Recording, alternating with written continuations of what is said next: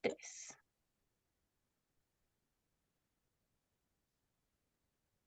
Buenas noches, compañeros y profesora. Mi nombre es Héctor Rubén Becerra Acuña y junto a mis compañeros María Álvarez, Carolina Bayón y Dani Navas somos el grupo 2.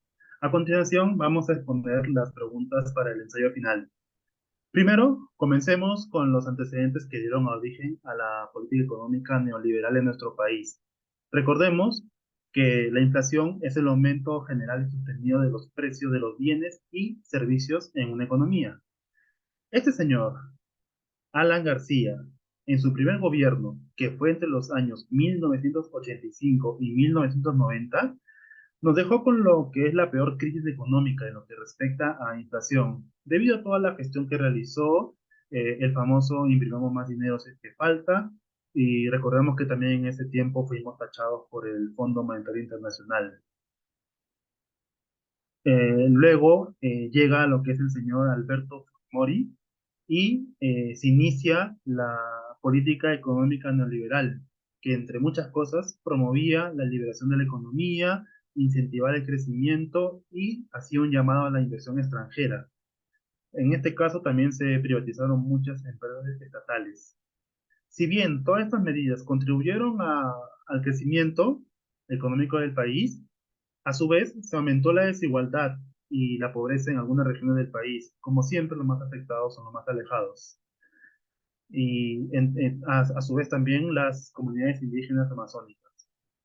Ahora, durante el segundo gobierno de Alan García, que es en años 2006 y 2011, en un margen del Tratado de Libre Comercio con Estados Unidos, se publican diferentes decretos legislativos, como siempre favoreciendo a los empresarios extranjeros.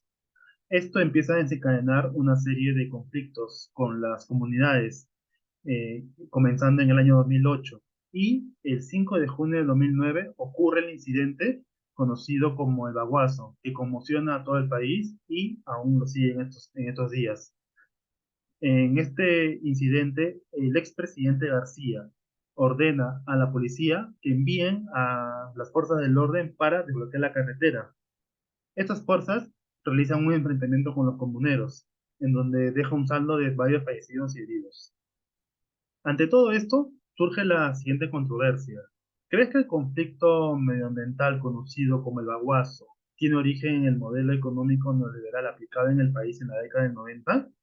Nosotros como equipo creemos que sí, ya que esta política económica neoliberal que se aplicó en nuestro país es el detonante para que empiece las diferencias y discrepancias con las comunidades, porque, eh, como siempre, estos decretos al beneficiar al empresario extranjero para que explote las tierras aborígenes sin consultar con ellos si es que va a haber alguna repercusión en su salud o en las tierras que ellos manejaban, eh, van a, no van a respetar la autoridad que ellos tienen y esto inicia lo que son los conflictos y protestas para pedir que se deroguen los decretos. Ahora voy a pasar a mi siguiente compañera.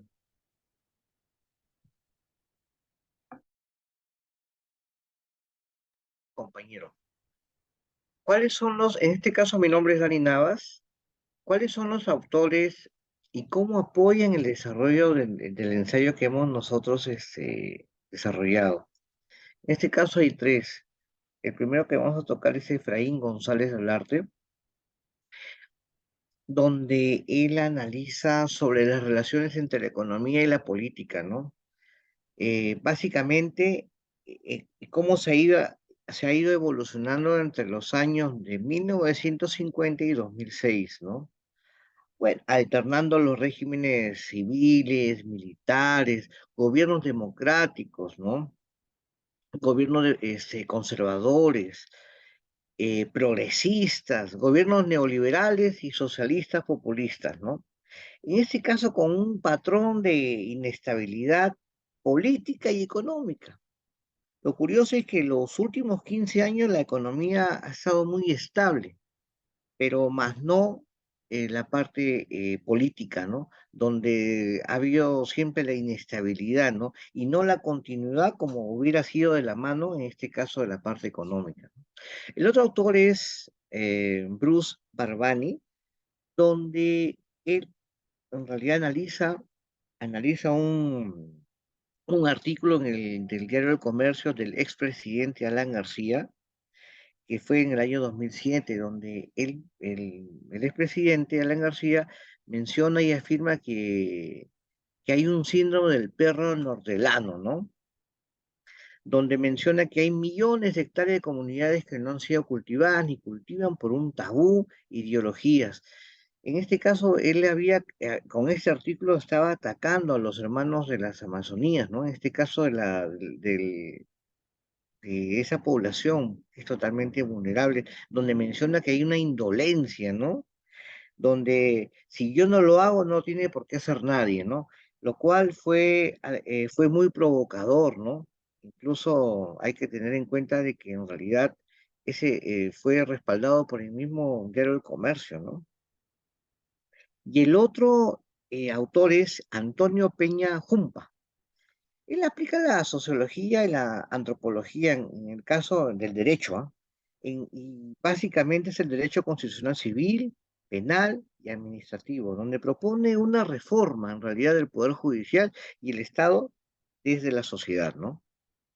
eh, ah, hace dos grupos, un grupo oficial, donde son integrados de los descendientes criollos y mestizos, a los empresarios, y el otro grupo que es no oficial, integrado por los mestizos, su población rural, ¿no? Campesinas, comunidades nativas, ¿no? Y rondas campesinas. Recordemos que históricamente, en este caso, básicamente las rondas y las comunidades nativas son de la Amazonía, y ese segundo grupo se encuentra en las comunidades amazónicas donde participaron del Baguazo, ¿no? Doy paso a mi compañera para que continúen. Sí, buenas noches. Mi nombre es Nadia Álvarez. En el caso de la tercera pregunta, ¿qué cambios identificas sobre el tema desarrollado en tu ensayo en la actualidad? Básicamente fundamentamos dos cambios. Uno, que es el convenio 169 de la OIT de trabajo, que si bien es cierto, ya estaba dado, con este conflicto del Baguazo, recién es que se empieza a tomarlo en serio y a implementarlo. Ahora, a la actualidad, desde ese entonces, la implementación se dio para proteger a las poblaciones originarias, más vulnerables, a nuestros hermanos indígenas. Pero el énfasis que se le ha dado más a partir del Baguazo es la consulta previa, libre e informada. Quiere decir que el Estado ahora, en cualquier acción, tiene que consultar a nuestros hermanos indígenas. Como segundo tenemos a la ley 29763, que es una ley forestal, que reúne un conjunto de mejoras para que ellos, nuestros hermanos de los pueblos indígenas, puedan acceder a derechos sobre el bosque, sobre el territorio. Desarrollando esos derechos, ellos van a poder tener o lograr beneficios e incentivos a partir del bosque. Y sobre todo van a tener más libertad, donde ellos van a poder plasmar, van a poder implementar su plan de vida con libertad, sus costumbres, pero hacia una legalidad. No vayamos más en la actualidad, estamos en una emergencia. Lo que nos falta es fortalecer instituciones, generar diálogos, que es, creo yo, o en grupo, en equipo. Estos diálogos deben ser interculturales, se deben tener en cuenta a cada hermano de cada región, en todas sus instancias. Las políticas de Estado para decidir las cosas tomando en cuenta la interculturalidad, porque sabemos que el Perú no solamente Lima. En general, los pueblos del interior del país y mucho más aún nuestros hermanos de las comunidades indígenas. Bien, doy pase a mi compañera que va a realizar la pregunta 4. ¿Qué tal? Buenas noches. Mi nombre es Carolina Bayón y yo voy a desarrollar la pregunta número 4. ¿Qué permanencia identifica sobre el tema desarrollado en tu ensayo en la actualidad?